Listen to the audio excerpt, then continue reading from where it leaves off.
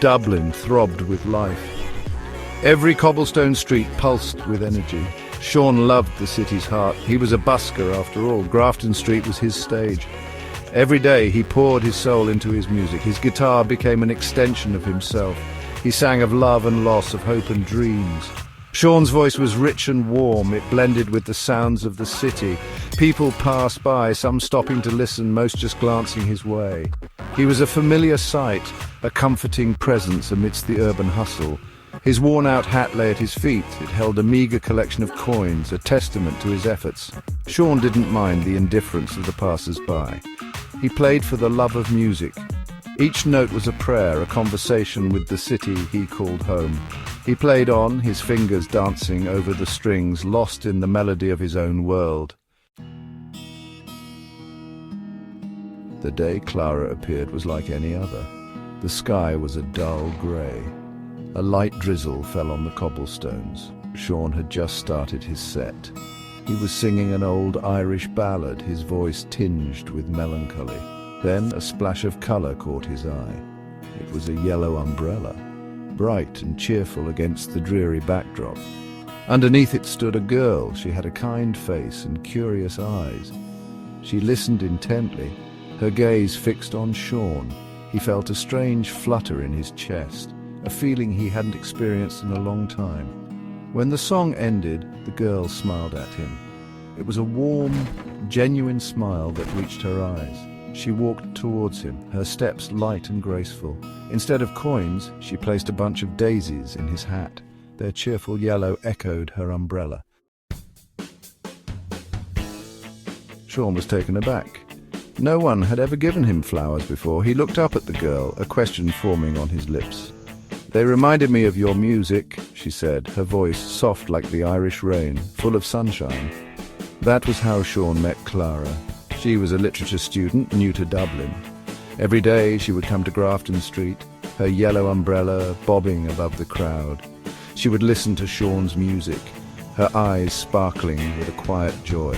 And every day she would leave him a bunch of daisies. They would talk, their conversations brief but meaningful. Clara loved hearing Sean's stories about the city, about the people he met, about the emotions he poured into his music. Sean, in turn, was captivated by Clara's passion for life, her quick wit and her gentle heart.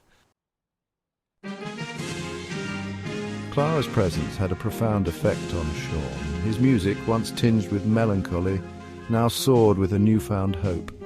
He found himself writing songs about her. He sang of the girl with the yellow umbrella, her laughter like the tinkling of bells. He sang of her kindness, her ability to find beauty in the ordinary. He sang of the way she made him feel alive, hopeful, full of love. His songs became a tribute to their unique connection, a testament to the power of fleeting moments to touch a heart. Clara loved his songs. She would close her eyes, her face bathed in the soft glow of the setting sun, and listen. Sometimes Sean would catch her humming along, her voice sweet and low. In those moments he felt a sense of belonging he had never known before. Section 5, A Moment in Time. Their days took on a familiar rhythm. Clara would arrive with the first hint of sunshine or the first drops of rain. Her yellow umbrella always in tow, she would sit and listen, her presence a comforting constant in the ever-changing tapestry of Grafton Street. They shared stories, dreams, and quiet smiles. They walked along the River Liffey, the city lights reflecting in their eyes. They stole moments from the rush of life, creating a world of their own, a world filled with music, laughter, and the soft glow of shared dreams. Sean knew their time together was limited. Clara was a free spirit, a wanderer at heart. She had dreams, ambitions that stretched far beyond the cobblestone streets of Dublin. He knew she would leave one day, and yet he cherished every moment they had.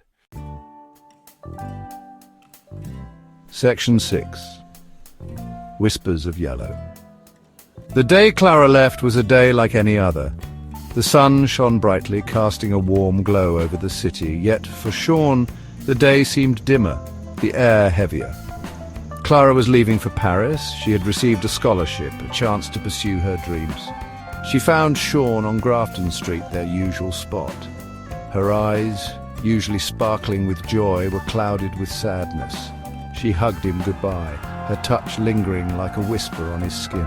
"Thank you," she whispered, "for your music, for your friendship, for everything." Then she was gone, her yellow umbrella disappearing into the crowd. Sean stood there for a long time, the echo of her goodbye ringing in his ears. He felt a pang of sadness, a void where her laughter used to be. Yet he also felt a strange sense of peace. Their time together may have been brief, but it had left an indelible mark on his soul. Section 7. The Empty Corner. The corner where Clara used to sit felt strangely empty. The cobblestones seemed colder, the air quieter. Sean continued to play, his fingers moving over the strings out of habit, but the music lacked its usual joy. It was as if part of him had gone missing. Days turned into weeks. The daisies Clara left behind wilted and died. Sean kept them in a small vase, a reminder of her radiant spirit. He still played on Grafton Street, his music a constant in the ever-changing city. But his songs were different now.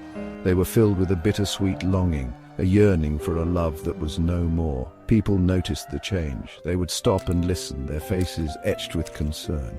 "Your music," a woman once said, "it sounds like a goodbye." Sean could only nod, his throat too tight to speak. He was saying goodbye to Clara, to their shared dream, to a moment in time that had passed too quickly. Section 8. Echoes of her song. One day, a familiar melody drifted through the air. A young girl, no older than 10, was playing a tune on a battered violin. It was the song Sean had written for Clara, the song about the girl with the yellow umbrella. He stopped playing, his heart pounding in his chest. He watched as the girl finished the song, a shy smile spreading across her face. "My mum taught me that song," she said, her voice barely a whisper. She said it reminded her of sunshine. Sean's eyes welled up. Clara's memory lived on, not just in his heart, but in the hearts of others. It lived on in the music, in the stories he told, in the echoes of laughter that still lingered in the air. It lived on in the yellow umbrella, a symbol of hope, a reminder that even the most fleeting moments could leave a lasting impact. Section 9. The Lingering Melody. Sean continued to play on Grafton Street, his music a testament to the power of love and loss, of hope and memory. He never saw Clara again, but her presence lingered. It lingered in the soft glow of the setting sun, in the cheerful yellow of the daisies that now adorned his hat, in the gentle breeze that carried the scent of rain. And every time he sang the song about the girl with the yellow umbrella, he felt a warmth spread through his chest, a bittersweet ache that reminded him of the beauty of fleeting moments and the enduring power of love. The music played on, a melody of memories, a tribute to a love that would forever hold a special place in his heart.